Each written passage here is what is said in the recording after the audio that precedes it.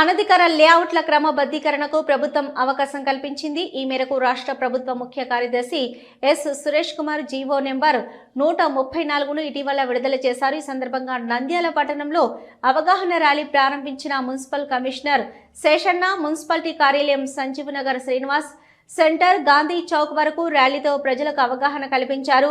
ఈ సందర్భంగా కమిషనర్ శేషన్న మాట్లాడుతూ 2019 ఆగస్టుకు ముందు ప్లాట్లు వెంచర్లు వేసిన వారు LRS ల్యాండ్ రెగ్యులరైజ్డ్ స్కీమ్ ద్వారా దరఖాస్తు పెట్టుకుంటే వాటిని రెగ్యులరైజ్ చేస్తూ వచ్చారు. తాజాగా ప్రభుత్వం విడుదల చేసిన జీవో ప్రకారం ఈ ఏడాది జూన్ 30వ తేదీలోపు అనధికార లేఅవుట్లకు మార్కెట్ విలువలో 7% ప్రభుత్వానికి చెల్లిస్తే అధికారులు వాటిని క్రమబద్ధీకరణ చేయనున్నారు.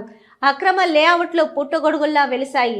కూటమి ప్రభుత్వం అధికారంలోకి వచ్చిన వెంటనే అక్రమ లేఅవుట్లను అధికారులు గుర్తించారు.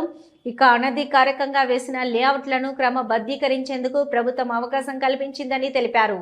వాటన్నిటినీ ఒక గాడిలో పెట్టడానికి ఒక పద్ధతి ప్రకారం అభివృద్ధి జరగాలనే ఉద్దేశ్యంతో ఆ స్కీమ్ తెచ్చారు. అప్పట్లో ఆగస్టు 31, 2019 లోపు రిజిస్టర్ అయిన ప్లాట్ల ఆ సేల్ డీడ్ రిజిస్ట్రేషన్ కి చివరి తేదీని జూన్ 30, 2025 వరకు పెంచారు. అలాగా. ఇంతకు ముందు ఇది ఆగస్టు 31, 2019 వరకే ఉండేది. అంటే దాదాపు 6 ఏళ్ళు పెంచినట్టే కదా. దీనికి కారణాలు కూడా జీవోలో చెప్పారు.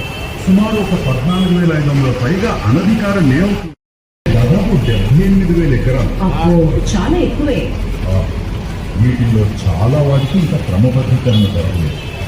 పోయినసారి అప్లై చేసుకునే దానికి ఇంకా అంటే జీవో 134 వచ్చినప్పటి నుంచి 90 రోజుల్లోగా అప్లై చేసుకోవాలి. 90 రోజులు. సరే. అయితే ఇక్కడ చిన్న మేలుక ఉంది.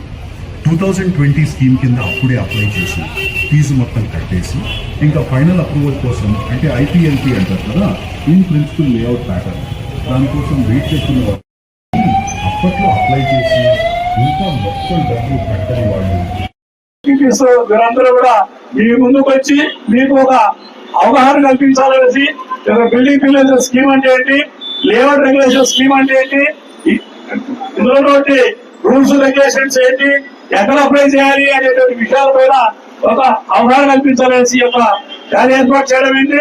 కాబట్టి ప్రతి ఒక్కరు కూడా ఎవరైతే నాన్ లేఅవుట్ లో ప్లాట్లు ఉన్నారో, ఎవరైతే ప్లాన్ లేకుండా ఇల్లు కట్టుకున్నారో, ఎవరైతే ప్లాన్ ఉండి ఏరియాలో ప్లాట్ వేశారు, ఆ ప్లాట్ చౌక వస్తున్నాయి, మంచి రీజనబుల్ రేట్ ఉంది, కాబట్టి కొనేద్దాం అనేసి అందరూ కూడా పొలంలో చెప్పేసేసి